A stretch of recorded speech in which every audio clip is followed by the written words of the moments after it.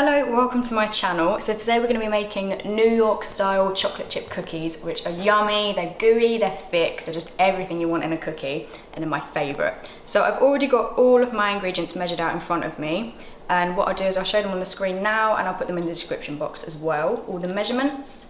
So we've got granulated sugar, plain flour, unsalted butter, sea salt, you can just use any salt if you can't get sea salt, light brown sugar,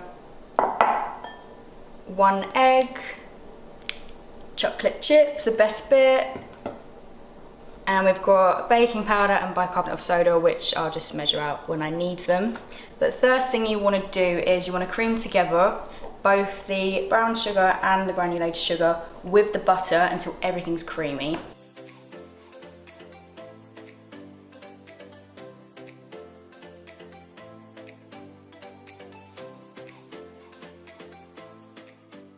So I completely forgot earlier on about the vanilla extract, so you also need 1 teaspoon of vanilla extract. So just 1 teaspoon in there. Okay, so with the vanilla extract as well, just want to crack in your 1 egg,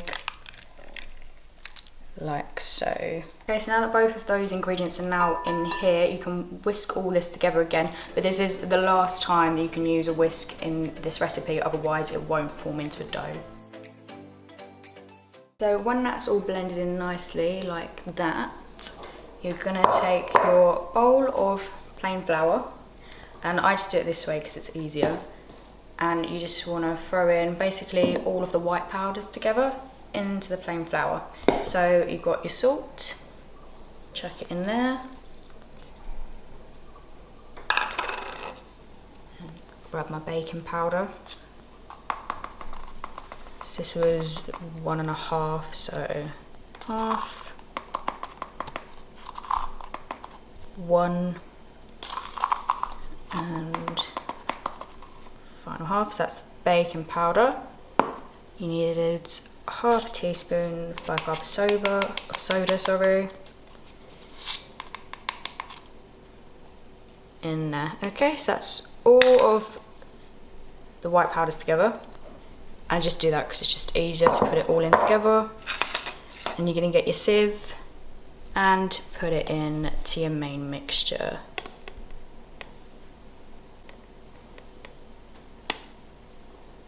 Do it a little bit at a time so you can actually get it all sieved through.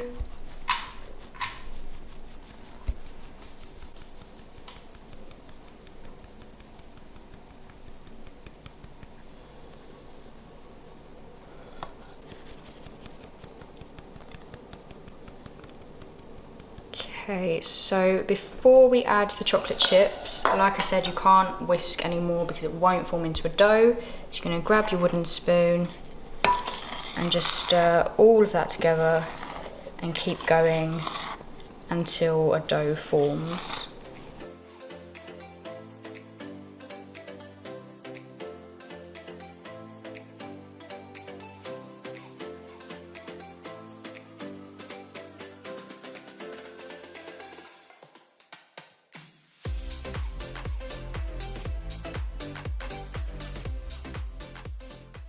Okay, so when that's all mixed in nicely, time for the best bit.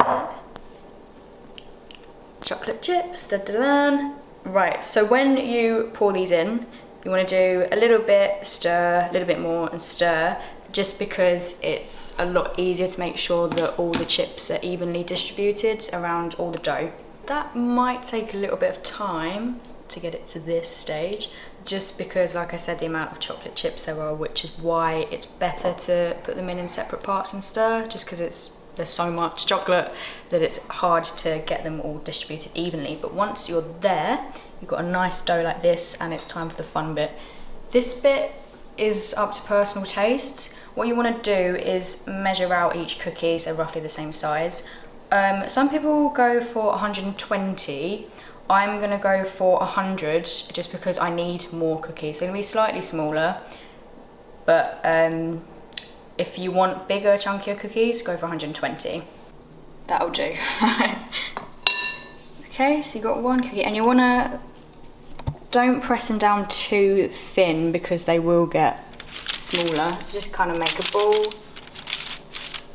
and then just keep going until you've got a lovely tray full of cookies. Okay, so once you've rolled all the cookies out into the balls of whatever size you choose, just spread them out evenly onto your lined trays. Now I know there aren't a lot of cookies, but like I said, if you want more, just make smaller ones. So once you've spread them out onto your trays, you're now gonna either put them in the fridge for 1 hour or the freezer for half an hour, and I'm gonna put them in the fridge. Okay, so whilst your dough is either in the fridge or the freezer, you can preheat your oven to 180 degrees fan or 200 degrees regular. Okay, so now we've taken the dough out of the fridge, they're ready to bake, and they'll bake for about 12 to 14 minutes depending on how quick your oven is. You may notice there's very few on one tray. That's because they will spread a little bit, so spread them out nice and evenly away from each other, and other than that, they're ready to go in. If they look a bit underdone, which they probably will do, just trust that they are ready. I've taken them out after 12 minutes. If they look really, really underdone, leave them in for 14, but no longer than that because they will burn. So now you're just gonna leave them to cool for 30 minutes on the trays. If you try and take them off before then, they'll just stick and break apart. So don't do that, leave them for 30 minutes, and then we're gonna transfer them over to cool on a cooling rack. I don't know if you can see here just how much darker they've gone where we've left them to keep on baking. Now we're gonna, and now they're so much easier to transfer over.